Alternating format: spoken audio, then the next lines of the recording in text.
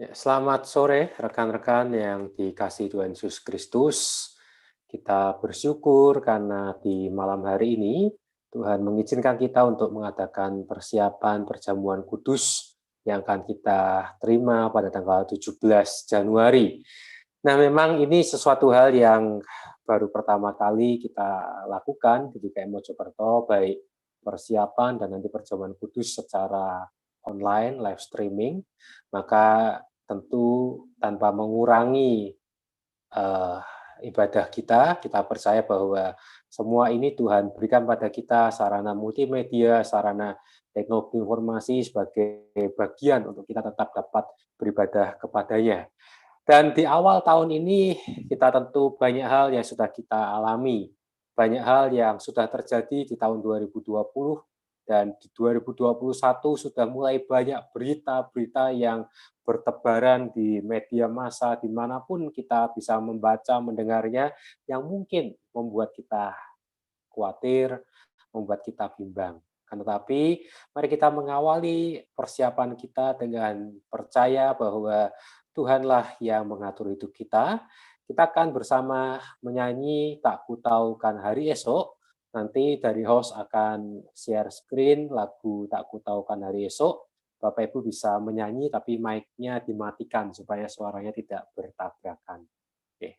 Silahkan dari host untuk bisa memutar Tak Ku Tahu Kan Hari Esok.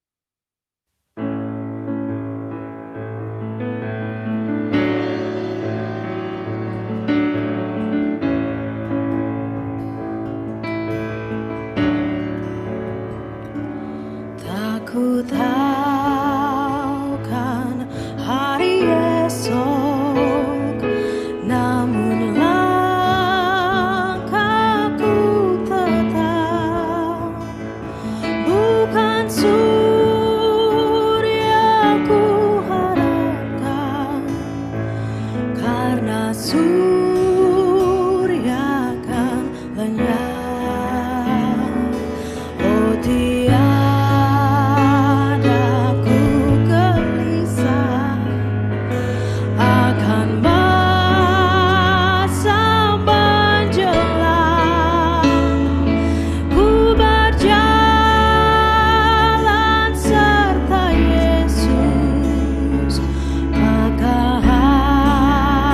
hati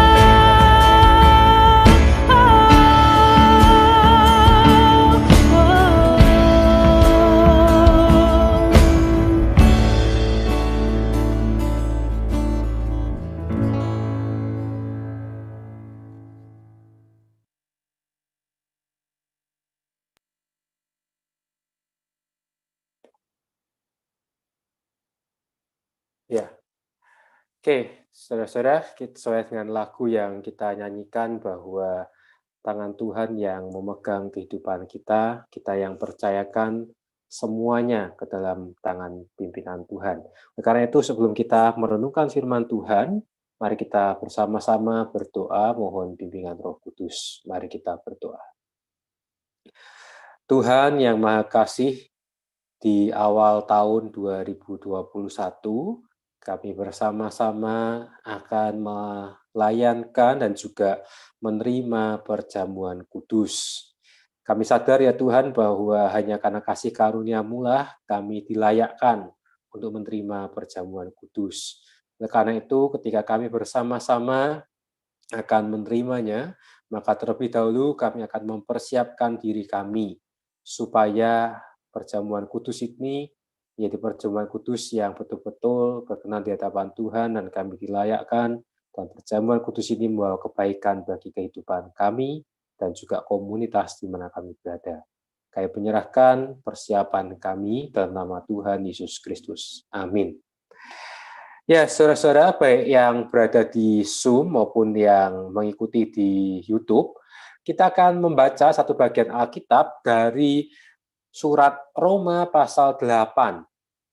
Roma pasal 8, kita akan membaca ayat yang ke-31 sampai dengan ayat 39.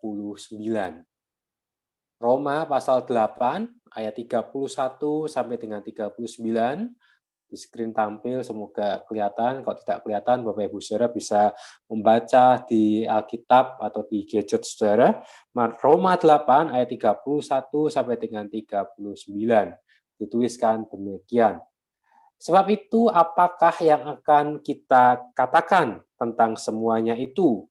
Jika Allah di pihak kita, siapakah yang akan melawan kita? Ia yang tidak menyayangkan anaknya sendiri, tetapi yang menyerahkannya bagi kita semua. Bagaimanakah mungkin ia tidak mengaruniakan segala sesuatu kepada kita bersama-sama dengan Dia? Siapakah yang akan menggugat orang-orang pilihan Allah? Allah yang membenarkan mereka. Siapakah yang akan menghukum mereka? Kristus Yesus yang telah mati, bahkan lebih lagi yang telah bangkit, yang juga duduk di sebelah kanan Allah, yang malah menjadi pembela bagi kita. Siapakah yang akan memisahkan kita dari kasih Kristus? Penindasan atau kesesakan atau penganiayaan atau kelaparan atau ketelanjangan atau bahaya atau pedang? Seperti ada tertulis, oleh karena engkau kami ada dalam bahaya maut sepanjang hari. Kami telah dianggap sebagai domba-domba sembelihan. Tetapi dalam semuanya itu kita lebih daripada orang-orang yang menang oleh Dia yang telah mengasihi kita. Sebab aku yakin bahwa baik maut maupun hidup, baik malaikat-malaikat maupun pemerintah-pemerintah, baik yang ada sekarang maupun yang akan datang, atau kuasa-kuasa, baik yang di atas maupun yang di bawah, ataupun sesuatu makhluk lain, tidak akan dapat memisahkan kita dari kasih Allah yang ada dalam Kristus Yesus Tuhan kita. Ya, Bapak Ibu Saudara yang dikasihi Yesus Kristus, beberapa hari yang lalu saya coba WhatsApp dengan seorang rekan pendeta, seorang rekan yang pada waktu awal-awal pandemi, beliau sering mengisi acara-acara di webinar, acara-acara di Zoom meeting, atau apapun itu kegiatan-kegiatan online gereja yang berbicara tentang pandemi COVID-19 yang sebuah pertanyaan-pertanyaan di manakah Tuhan, kemudian juga mengupas apakah pandemi ini bencana yang sudah direncanakan Tuhan dan sebagainya dan sebagainya. Nah, percakapan kami singkatnya saya bertanya, Pak, kira-kira ya setelah pandemi ini 1 tahun berjalan, menurut Bapak, apakah Bapak masih punya pemahaman yang sama? Ya, apakah Bapak masih memiliki kerangka pikir tentang pandemi ini seperti 1 tahun yang lalu? Karena 1 tahun yang lalu beliau mengatakan pandemi COVID-19, di dalamnya tetap ada Tuhan. Tuhan hadir dalam penderitaan, Tuhan tetap berkarya di dalamnya. Nah, memang diskusi chatting kami cukup panjang dan akhirnya beliau mereferensikan satu buku, terus terang saya belum baca, baru proses kirim bukunya. Jadi kalau saudara-saudara mau membaca buku itu menarik, barusan terbit, yaitu judulnya Virus Manusia dan Tuhan. Ya, itu buku itu ada, itu pandangan-pandangan dari berbagai agama terkait pandemi COVID-19. Nah, saudara, kembali ke topik ini. Nah, ketika saya bertanya itu sebetulnya saya ingin menggali, kira-kira setelah kita 1 tahun, bahkan mungkin kalau kita tarik mundur sejak virus ini pertama kali ada, sudah 1 tahun lebih kita bergulat dengan yang namanya COVID-19. Saya mencoba untuk menggali kira-kira apa sih yang menjadi sebuah persoalan atau menjadi problem selain tentu problem kesehatan. Nah, seperti yang kita ketahui, saudara, problem yang ada, persoalan yang sering muncul memang selain kesehatan, yang menjadi sorotan adalah persoalan ekonomi, ya, persoalan dunia kerja, persoalan bagaimana orang harus mengalami berbagai permasalahan, kekurangan, bahkan kehilangan pekerjaan, bahkan kemiskinan pun banyak terjadi. Akan tetapi sebetulnya saya pun juga mencoba pernah bertanya kepada rekan-rekan yang pernah menjalani isolasi, baik isolasi mandiri di rumah, baik mereka isolasi di rumah sakit, mereka yang pernah positif COVID dan mereka bergelut dengan COVID ini, maka problem yang diungkapkan oleh mereka adalah salah satu penderitaan yang mereka alami, yang mereka rasakan, yaitu ketika mereka harus berjuang sendirian. Bahkan saya pun juga baru-baru ini menyaksikan sebuah pemakaman yang seorang yang menderita COVID yang tidak disaksikan oleh siapapun. Tidak ada keluarga yang bisa mengantar, hanya satu orang. Saya problem terpisah secara sosial, problem tidak bisa bersama dengan orang yang kita kasihi, problem tidak bisa kita berelasi seperti biasanya, ini juga mempunyai potensi yang besar untuk memunculkan persoalan-persoalan yang baru. Dengan kata lain, sebagai manusia, kita tidak bisa terlepas dari sesama kita.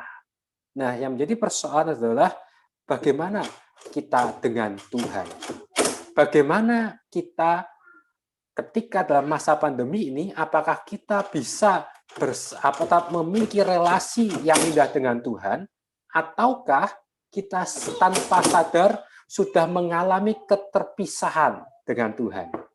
Nah, saudara-saudara, Roma pasal 8 ayat 31 sampai dengan 39 ada sebuah surat yang ditulis oleh Paulus ketika jemaat di Roma, mereka bergumul dengan situasi, mereka bergumul dengan sebuah keadaan bahwa mereka diperhadapkan dengan tantangan kehidupan iman yang tidak mudah, di mana mereka harus berhadapan dengan sebuah kondisi di mana mereka ada penderitaan, mereka bukan hanya miskin, tapi mereka dimiskinkan. Juga mereka mengalami penindasan karena iman mereka kepada Kristus. Nah, di dalam pertanyaan-pertanyaan itu, Paulus membuka Roma 8 ayat 31 dengan mengatakan, sebab itu apakah yang akan kita katakan tentang semuanya itu? Dengan kata lain, semuanya itu berarti apa yang diurai di pasal-pasal sebelumnya tentang apa yang Paulus saksikan tentang Kristus diperhadapkan dengan situasi yang mereka hadapi. Lalu Paulus mengatakan, siapakah yang akan melawan kita jikalau di pihak kita? Mengapa Paulus mengatakan ini? Karena Paulus ingin menegaskan kepada jemaat di Roma dan kita semua pembaca bahwa kita ini sudah menerima kasih karunia yang luar biasa. Kasih karunia yaitu dikatakan ia yang tidak menyayangkan anaknya sendiri, tapi menyerahkannya bagi kita semua. Dengan kata lain, Tuhan itu sudah memberikan kepada kita anugerah yang terbesar, yaitu anugerah di dalam Kristus Yesus. Nah, saudara-saudara, Inilah yang ingin Paulus tekankan kepada jemaat di Roma dan juga kepada kita semua. Ya. Mengapa saya mengatakan ini? Karena berkaitan dengan perjamuan kudus. Ya, memang tidak dapat dipungkiri GKI khususnya kita GKI Mojokerto selama 2020 baru satu kali melakukan perjamuan kudus. Beberapa jemaat bertanya, Pak, kapan perjamuan kudus? Kenapa kok tidak seperti gereja lain yang sebagainya dan punya berbagai policy? Dan memang GKI kami punya berbagai pertimbangan dan akhirnya baru mengambil sebuah keputusan bahwa perjamuan kudus bisa dilakukan dengan adanya satu dimensi waktu, yaitu melalui live streaming, bukan melalui perjamuan kudus yang direkam. Nah, dalam berbagai pergumulan itu kami menemukan bahwa ternyata perjamuan kudus meskipun sering kita memahami roti dan anggur itu adalah simbol, tetapi sebetulnya perjamuan kudus ini mempunyai peranan yang penting dalam kehidupan umat. Di mana perjamuan kudus ini mengingatkan kembali kepada kita tentang siapakah Kristus dalam kehidupan kita. Perjamuan kudus mengingatkan kepada kita apakah kita ketika nanti menerima roti dan anggur merupakan sebuah ungkapan syukur bahwa kita telah menerima anugerah yang terbesar yang Tuhan percayakan kepada kita. Nah, saudara-saudara, hal inilah yang tentu menjadi sebuah bagian yang penting dalam kehidupan iman kita. Karena ketika kita percaya bahwa kita telah menerima anugerah Tuhan yang luar biasa, anugerah yang terbesar, maka apapun persoalan yang terjadi itu tidak akan membuat iman kita runtuh. Persoalan yang terjadi tidak akan menghilangkan keyakinan kita bahwa kita telah menerima jauh yang lebih besar, jauh yang lebih indah dibandingkan persoalan pergumulan yang kita hadapi. Oleh karena itu, Paulus mengutip di dalam ayat 36 dari kutipan Mazmur, Paulus mengatakan, oleh karena engkau kami ada dalam bahaya maut sepanjang hari, kami telah dianggap sebagai domba-domba sembelihan. Paulus menggambarkan bahwa meskipun oleh karena iman kita kepada Tuhan, kita menjadi bagaikan domba-domba sembelihan, domba-domba yang tidak berdaya, Paulus mengingatkan kita tidak perlu khawatir. Karena apa?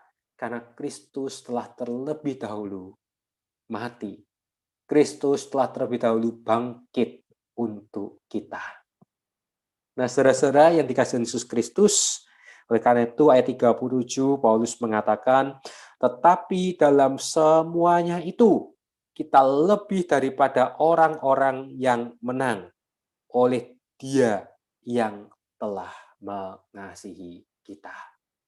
Menang di dalam bacaan kita yang Paulus soroti bukan menang dalam arti kita mengalahkan.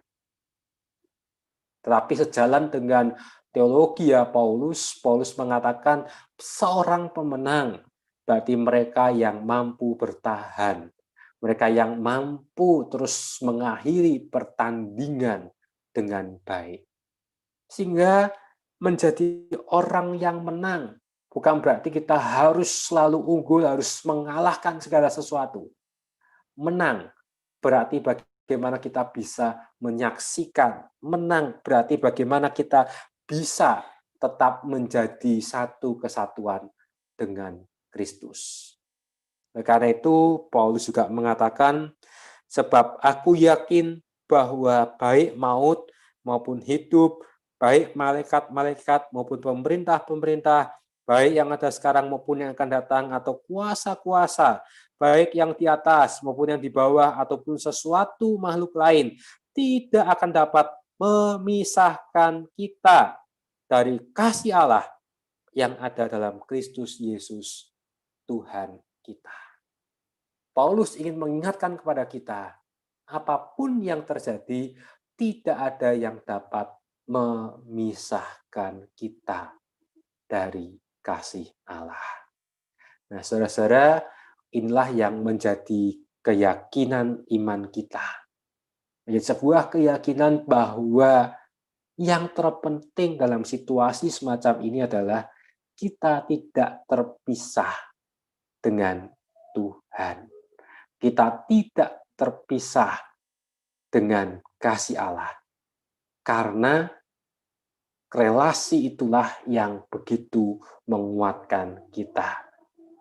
Nah, perjamuan kudus yang akan kita terima pada tanggal 17 Januari nanti adalah perjamuan kudus yang mengingatkan kepada kita bahwa kita tidak terpisah dengan kasih Allah.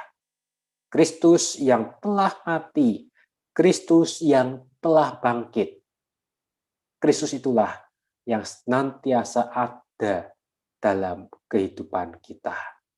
Sehingga nanti ketika kita menerima roti dan anggur perjamuan kudus, mari kita terima dengan percaya bahwa Tuhan telah mengasihi kita. Kita telah menerima anugerah yang terbesar, yaitu Kristus yang mati dan bangkit untuk kita semua. Kiranya kita semua dapat dilayakkan untuk menerima perjamuan kudus, kita semua dapat dimampukan menyelami, mengalami, menghidupi kasih Tuhan. Sehingga kalau di awal tadi saya mengajak kita untuk merenungkan kembali situasi kita saat ini, kalau pandemi ini sudah berlangsung 1 tahun, kita nggak pernah tahu akan berakhir seperti apa, percayalah, kasih Tuhan ada, kasih Tuhan selalu beserta dengan kita. Tidak ada yang dapat memisahkan kita, baik itu penderitaan, sakit, peperangan, apapun itu, selalu menyatukan kita dengan Kristus. Amin. Nah, saudara-saudara, sebelum kita bersama-sama akan menyanyikan satu buah lagu, saya mengajak kita untuk sejenak kita merenungkan kembali ketika kita belum menerima perjamuan kudus, ada beberapa pertanyaan yang perlu kita hayati, perlu kita renungkan dan kita imani sebagai sebuah persiapan kita untuk menerima perjamuan kudus. Saudara-saudara, perjamuan kudus ini mengingatkan kita bahwa kita telah menerima Tuhan Yesus Kristus sebagai juru selamat kita. Kristus yang telah lahir dalam dunia, mati, bangkit, dan naik ke surga, duduk di sebelah kanan Allah Bapa, adalah Tuhan Yesus Kristus yang kita terima, kita imani sebagai juru selamat kita. Dan kita percaya bahwa kita telah menerima kasih karunia Tuhan di dalam Kristus. Nah, karena itu sebelum nanti kita menerima perjamuan kudus, marilah kita merenungkan beberapa pertanyaan. Yang pertama, apakah kita percaya bahwa Tuhan Yesus Kristus adalah juru selamat kita yang memberikan kita kehidupan, bahkan yang menjamin kepada kita kehidupan kekal bersama dengan Bapa di surga. Yang kedua, apakah kita telah menjadi alat bagi Kristus di tengah-tengah dunia ini untuk menjadi saksinya, untuk menceritakan kebaikan-kebaikan Tuhan, menceritakan apa yang kita alami. Dan kita percaya bahwa semua yang terjadi dalam kehidupan kita adalah menurut kehendak Tuhan. Dan yang ketiga, apakah kita hidup berdamai dengan Kristus dan dengan sesama? Karena hidup dalam damai ini berarti kita menilai diri kita layak untuk menerima perjamuan kudus. Kiranya 3 pertanyaan ini menjadi perenungan kita, dan kita bisa menjawab dalam diri kita, dan pada waktunya nanti kita bisa bersama-sama menerima perjamuan kudus. Amin. Sebelum saya menutup dengan doa, kembali saya memberikan penjelasan singkat, Bapak Ibu Saudara, berkaitan dengan hal teknis pelaksanaan perjamuan kudus. Kalau dari pesan sepekan minggu lalu memang ada perubahan bahwa perjamuan kudus akan dilaksanakan pada tanggal 17 Januari dan dilaksanakan secara online, live streaming. Jadi tidak ada perjamuan kudus secara langsung atau tatap muka di gereja. Jadi kebaktian perjamuan kudus hanya akan dihadiri oleh petugas kebaktian, dan Bapak Ibu mengikuti live streaming melalui media YouTube pada pukul 8 pagi. Lepas dari pukul 8, kalau Bapak Ibu ya tayangan ini akan bisa diakses. Kita akan batasi, mungkin kalau ada yang terlambat sedikit-sedikit ya paling tidak sampai dengan jam 9. Tapi lepas dari itu, maka tayangan live streaming tidak akan ada, lalu akan diputar rekaman tanpa perjamuan kudus. Jadi kalau Bapak Ibu yang mau mengikuti perjamuan kudus, mengikuti live streaming pada pukul 8 pagi. Ya. Lalu untuk roti dan anggur, Bapak Ibu, hosti dan anggur saat ini sudah tersedia di gereja, di GKI Lawu dan GKI Gajah Mada. Bapak Ibu bisa mengambil di gereja, atau kalau yang tidak mengambil, nanti kesulitan untuk mengambil bisa menghubungi kantor gereja. Paling lambat pada tanggal 11 Januari, kami akan mengatur pengantaran roti dan perjamuan kudus ke rumah jemaat yang akan mengikuti. Hosti dan anggur akan kami antar, itu sudah dikemas dalam kemasan yang steril.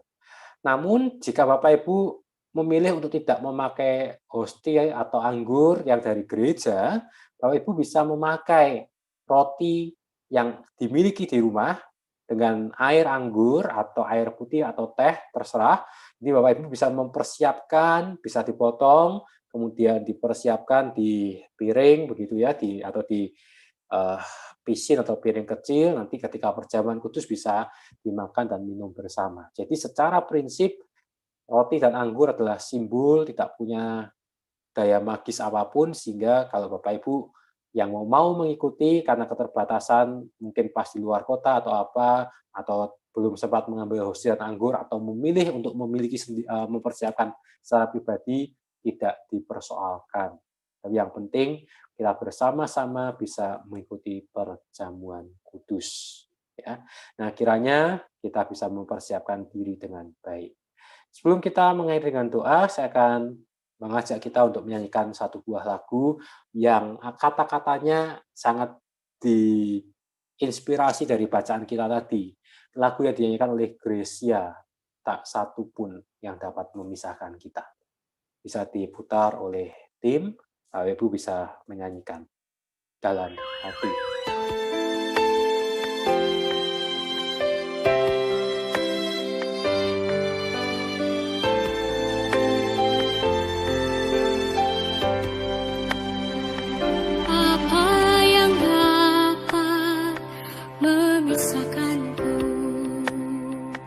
Dari kasih-Mu Tuhan, sahabatku, kelaparan-Kah, ketelanjangan-Kah, tak satu pun, tak satu pun.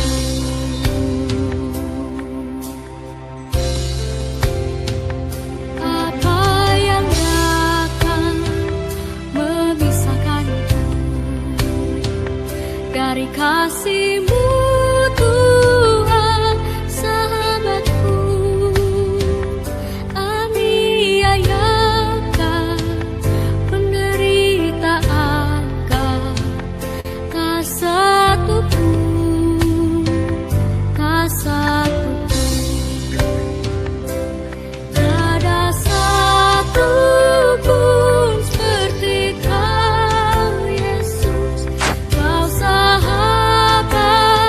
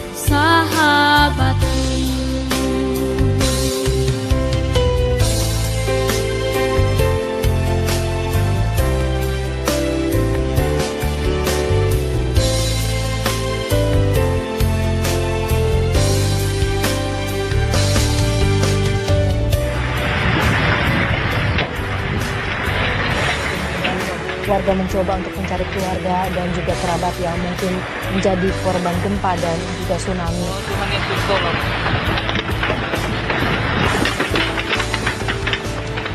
Ada satu pun seperti Kau, Yesus, Kau sahabat yang sejati.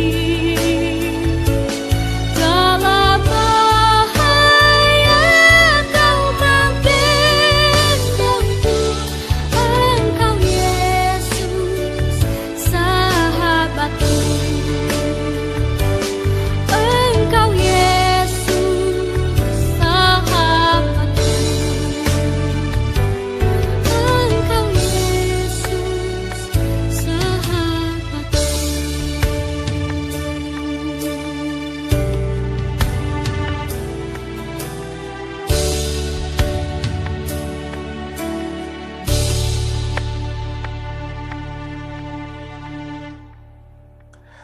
Ya, saudara, lagu yang mengingatkan pada kita bahwa apapun yang terjadi, Kristus tetap bersama dengan kita. Mari kita berdoa. Tuhan, kami percaya bahwa anugerah yang terbesar sudah kami terima dalam Kristus Yesus. Oleh karena itu, ajarkanlah kami untuk menghidupinya, ajarkanlah kami untuk dapat menaruh pengharapan kami hanya kepadamu.